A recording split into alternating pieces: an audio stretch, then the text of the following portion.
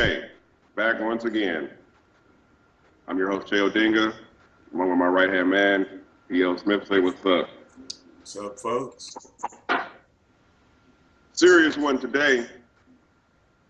Alton Sterling, Philando Castile. Sure. I'm not even going to bother doing an intro to this. We already know what this is.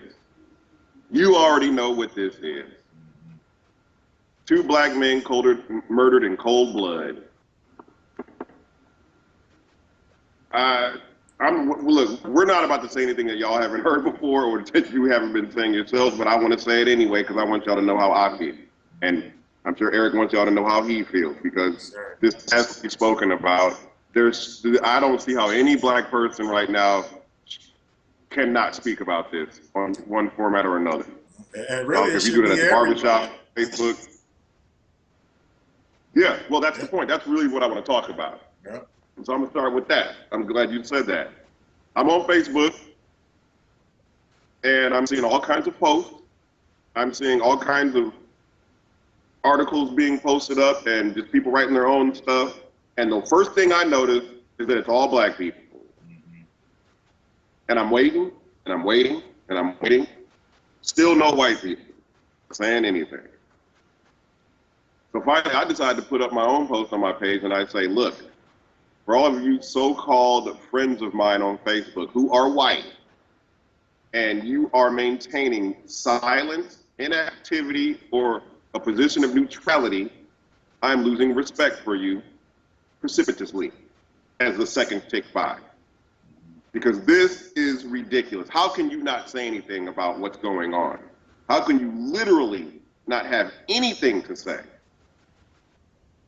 You keep posting up pictures, videos of cakes and kittens and all this other bullshit, and the whole black community around you is ablaze with anger and frustration. Same thing all over again.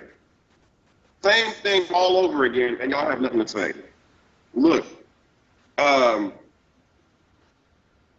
what happened? I saw a post by someone on Twitter. Some girl posted, waiting for Kim K, Chloe, and Kylie to speak up about the injustice levied against black men, since they date black men. Where are they at? Where are all the stars? Where's D Wade? Where's LeBron James? Where's Curry? Where's Durant?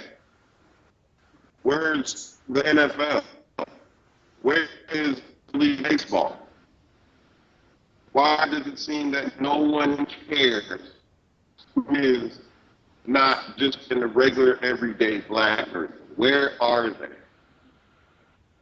Why are people being silent? Not just yes, I have an issue with white people not saying anything, not stepping up, who are so-called liberals or who think of themselves as not being racist. But I think I have even a bigger problem with the leaders or the icons or the heroes of our community not saying anything.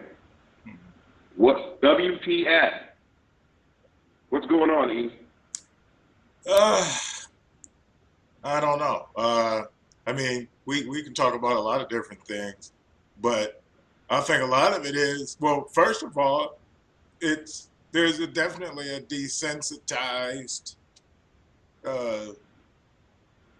portion to it, where we keep seeing it, and it's like now, it was an outrage over a few days, and then now it's slowly, you don't see it as much. It's back to, who did the Cavs get?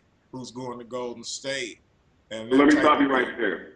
The reason why that happened is because law enforcement knows the script, and they decided to change the narrative. And I believe that they staged that shooting in downtown Dallas with a single sniper who got no record of being in existence past like 5 months ago. You Google him, nothing comes up. Literally nothing comes up, like the same 5 pictures. And what they did was they decided to change the narrative to, oh, Blue Lives Matter, look, we're being attacked, it's a terrorist attack. I've heard those words spoken on NPR. I was listening to NPR on Friday. Mm-hmm. I believe it was Friday or Saturday. And I almost turned the radio off. And even they were being ignorant about it. And they successfully changed the narrative to oh, let's, we need to work on injustice and racism in this country too. Oh, we need to stop it. We need to stop. So that's why that's happened. That's why we're back to talking about the gay and baseball and all that. They changed the narrative. No one's talking about Alton Sterling and Philando anymore. That was planned because, and I think they saw that they had to do that because there was a whole bunch of white people. Now I didn't see it on Facebook, but at least on CNN, they showed the marches that were going on around the country, and there were a whole bunch of white people in the streets marching with the black people. And they're like, oh, wait a minute, we done went too far. White people are starting to stand up. We got to change the narrative so that they no longer feel empathy towards the black community. Yeah. Which they did, and it worked. Now I know what I'm talking about. Yeah. Just that fast. So I don't know what has to happen to get us to make changes. You keep seeing the same thing over and over again. You got video. You got, and what happens? We put the victim on trial. The guy who got killed on trial. Yeah, there's circumstances, but what does a dude's background have to do with anything? Or in that moment, we're supposed to be protected under certain rights, which, like Jesse Williams. Yeah, because the cop doesn't know his background. Right. The cop doesn't know his background when he pulls him over, so that has nothing to do with it. Right. Just like Jesse Williams put out, well, let us know, give us a clear list of the violations that are punishable by on-the-spot public execution. Because obviously that's one of them. Especially with the guy, people bring up the argument with the Alton Sterling was saying, well, he was resisting and all this other stuff. Okay. But then when you get to the other brother who was sitting in the car doing exactly what he was being told to do, ends up getting shot. And who fires a gun into a car with a child in the car? And so, I don't know. I don't see how people aren't outraged about that, regardless of what race you are.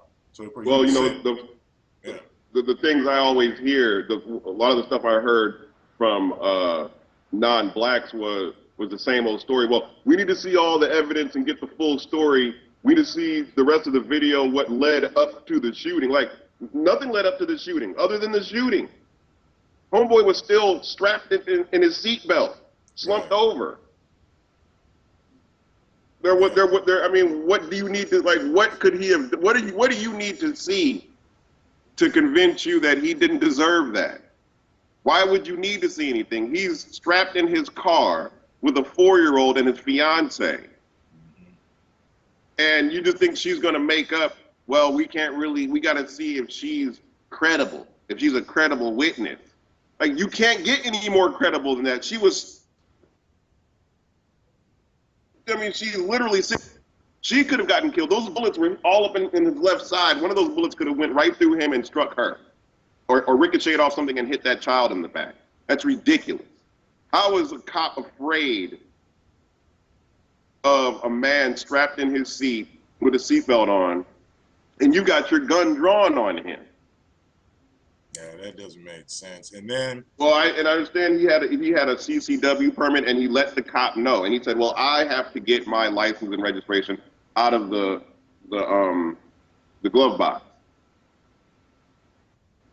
Okay, so when he moves to do that, after you instructed him to do it, you shoot him? Yeah. That's insane. That's a deep psychological programming that's what's disturbing to me about the whole thing, is that you have a deep psychological ingrained programming that needs to be fixed on such a deep-rooted level, because the demonization of the black man, and that's what this is about. That's what people say, well, white people get shot too. Yeah, all of that's true. The cops kill everybody, but the circumstances are usually different. You got too many black, male and female, being killed under circumstances where the officer is supposed to be trained to calm situations. Right. He's supposed to be trained to do that. But you see that. Now, I know it's not every time, but how many times do you see where if it's a white guy swinging a sword, reaching for his gun, the cops try not, the last thing they do is Hey, shoot and kill him. hey, Right, let's calm and talk. Let's calm down and talk about it. right. But the black guy doesn't get any of that. It's this fear and that this you like, okay, are we being hunted?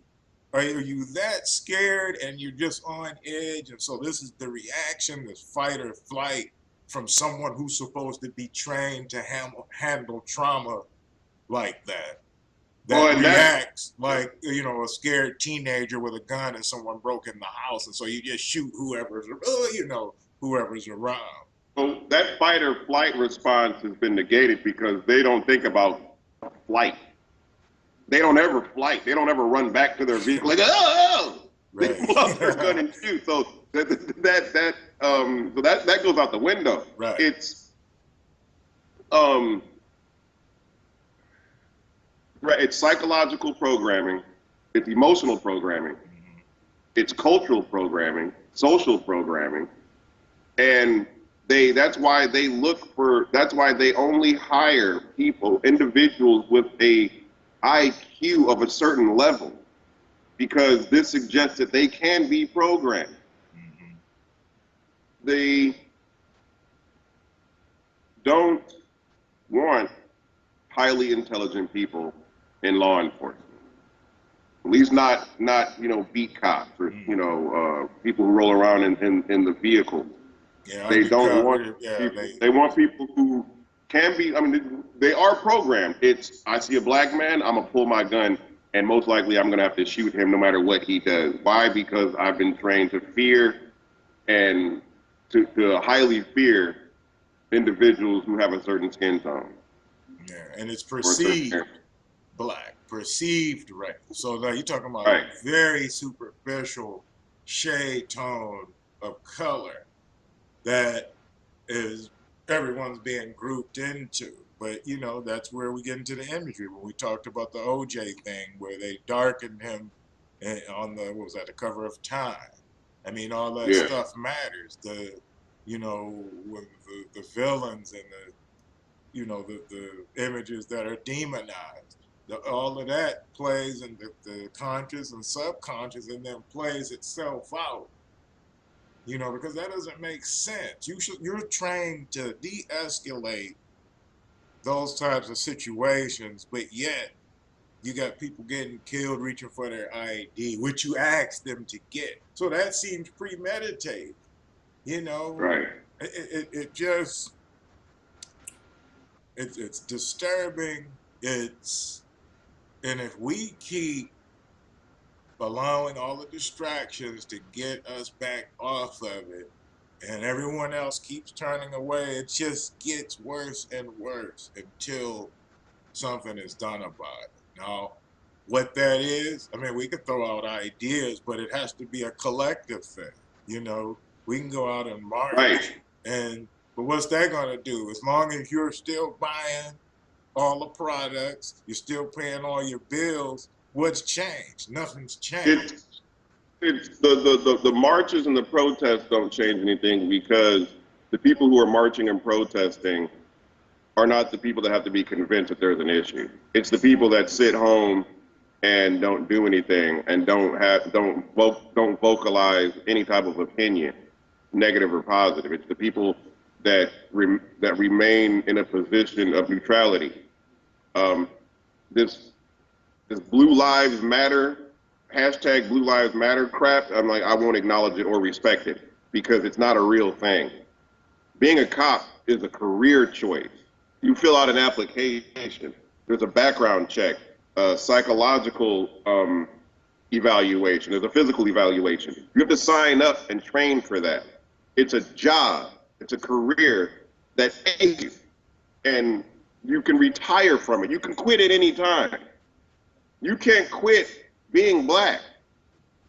You didn't sign up for an application. You didn't sign an application and do have a psychological profile worked up on you and take a physical in order to be black. that's an assignment from from a higher place. That's not something you choose. You have a This is certain chemical in destiny. your skin that in your system that makes your pigment the way it is, and you're demonized for it. And that's the part of it that's disturbing, that some of the other races don't see, or even some other black people don't see. How that has played itself out. That's what bothers me about it, is the immediate look for reasons where the black person, is responsible for what happens to them. Yeah, of course, we can go on a deeper level and get into all that kind of stuff, and maybe it does on that level. But as far as the problem is when we say, okay, well, there are things that we can do to keep ourselves safe. Well, these are two examples where those brothers didn't do anything. They were doing the right thing and still got killed. Right. And so even when we obey the laws and obey their commands and do kowtowing and step and fetching for them, you'll still get popped. Yeah. So, like you said before, give us a list of all the things we can't do. And apparently we can't go buy Skittles at night. Apparently we can't wear hoodies. Apparently, our children can't play with fake guns. I mean, that's a whole other issue, but still, apparently we can't drive. And we can't reach for our license. Apparently we can't sell cigarettes. Apparently we can't sell CDs at the gas station. Obviously, gun rights, or your amendment rights to carry a firearm. Obviously, that's not for us. So I don't know what. I'm at a loss, because at this point, it's pretty much if you got a certain shade of skin, I mean that's all you need. That's all they need.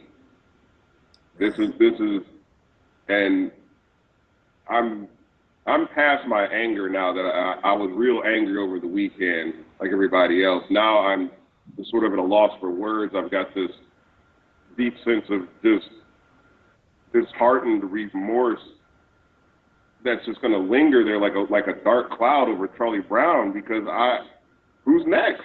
And we know there's going to be a next. Yeah. And they're going to change the narrative of that. Right. Look, we're the only group of people who get put on trial for getting murdered. Right.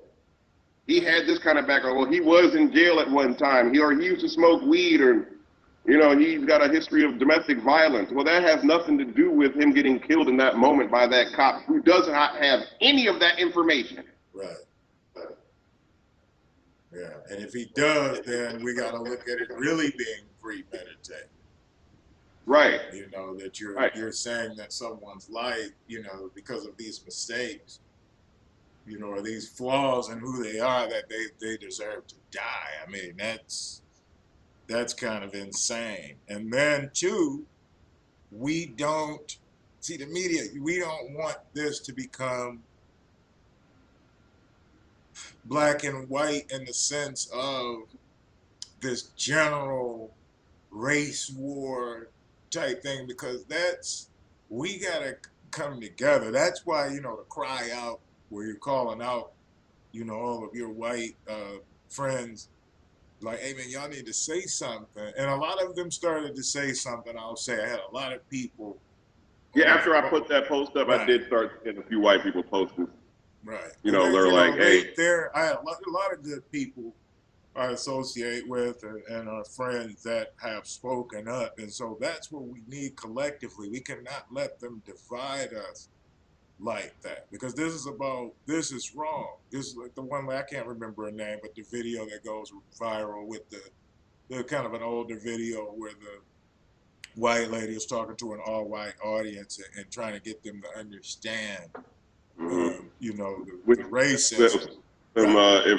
Would any of them like to be black? Raise their hand, and none of them put their hand up. And she was like, well, that shows that what's up with the black community. You wouldn't want to be them. So why is it okay?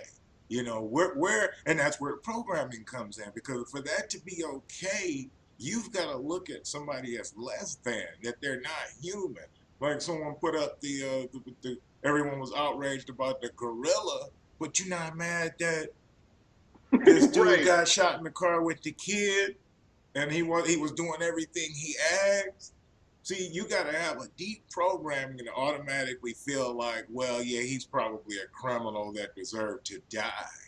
Wow, that's crazy. So if that happens to somebody else, where I go to work every day, I try to take care of my family, my children, I deal with people with respect and kindness and all this type of stuff. You get pulled over, get shot.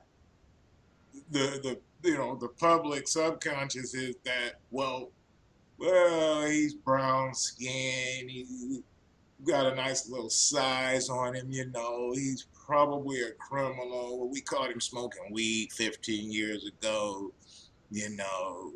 He's kind of quiet sometimes, so he's probably a little crazy. You start getting on trial, and that's what's disturbing about it, is that Since when does possibly you being a criminal equate to execution in the street? Don't we usually put criminals on trial, find them guilty with evidence, and then sentence them? right. Since when is it just an automatic, well, we just got death squads now? And you can win That's over really public opinion. That's disturbing, that the public can be won over with media propaganda to where you feel like, yeah, somebody put that on Ivy's timeline. Some guy was saying, turned out the dude had a criminal past and he might have been registered as a sex offender and this and that. So what you're saying is he deserves a public execution for these things that you allegedly know because you're just reading something you see on the internet.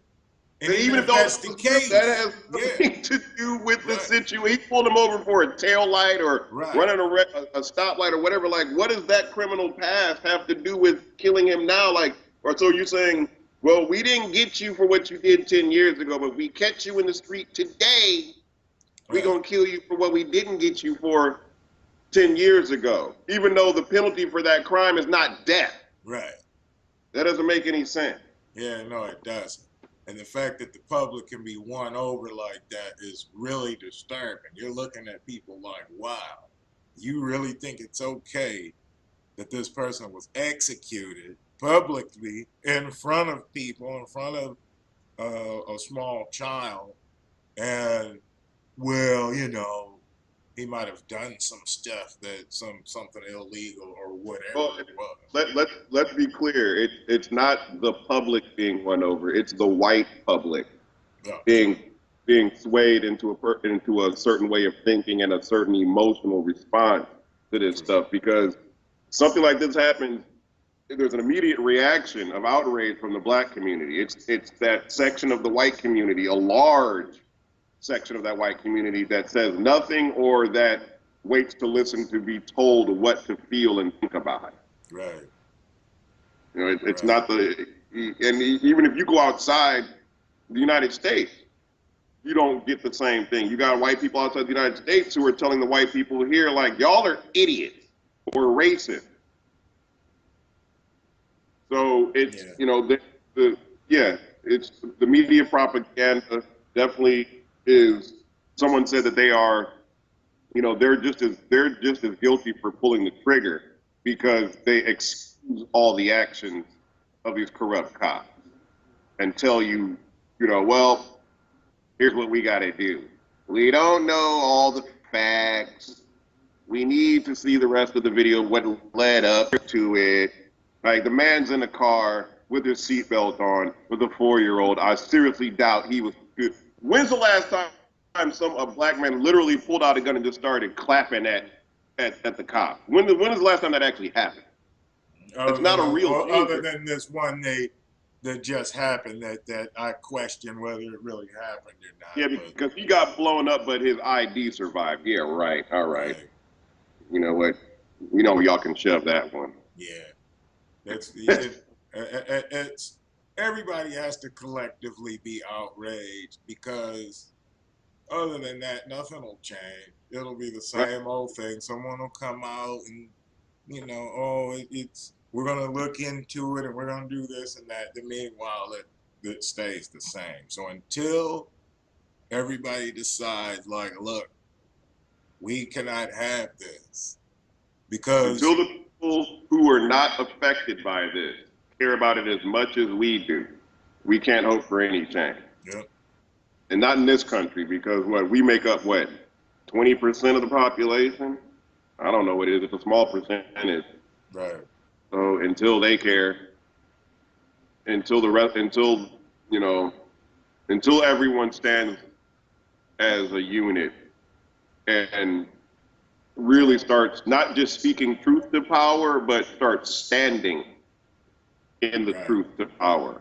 The government, law enforcement, the judicial system. Then we can start affecting some change. But the hands across America and singing songs and rallying and all that kind of stuff, that just gets media attention. But the media is controlling the narrative, so that's not really going to do it. Mm-hmm. So, but But whatever. yeah, it'll have to. We'll see how it plays out. We know how it's gonna play out. Yeah. You ain't gotta see nothing. You know how it's gonna play out. Well, you can tell it how in the way We I know said this it script. that I know. Well, we'll see how it plays out. What that means is you know exactly how it's going to play out. Well, it's like, whoa, we gotta when it plays out. No, what they're really saying is, just give us a couple of days to write up the rest of the script, and then we'll tell you how this ends, which is gonna have the same ending as every other one that they run. Yeah, but So, it'll. I don't know. Maybe it's hard to say. I don't have the answers. I mean, and a lot of the things that a lot of us has talked about are we all willing to do. We all know money is what it comes down to, as long as that's not affected, they don't care. and there you go. That's what I talked about with several other people over the weekend. Was what we need to do as a community, the Black people, is we need to pull our economic power out of their system. Mm-hmm. And we need to stop patronizing their goods and services. And when you affect their bottom line, then you get these corporations like, oh, wait a minute. Y'all are affecting our bottom line here. We got to do something. We're losing money. So next thing you know, they start downsizing, laying people off. And the good tax-paying white folks out here will start losing their homes and their jobs, and then they'll be pissed off. Then maybe that will occur. Will create some change. But we've got to take that first step in pulling our resources away from their system and stop patronizing their goods and services. Mm-hmm. And there has to be a dialogue. People have to. Yeah. We'll tell them why we did it. Yeah, it's got to be a dialogue. So, but that's it. If we don't start making those types of moves, nothing will change. No. What reason does anybody, these corporations and banks and things, what do they care? They're like, well, we're still living in mansions and have yachts and or have access to the best food and medicine and all that stuff. So what do they care? But once you start threatening that, now it's hold up, okay, we need to make some changes. But, until then. I say we come back and readdress this. We bring in a couple other people and have a greater discussion. No, definitely, yeah. We'll get into the details about this a little bit more. Yeah. For now, I'm done with it. Y'all tell us what to do. We'll talk about it. We'll chop it up. I'm Che Odinga. I'm Andy L. Smith. Till next time.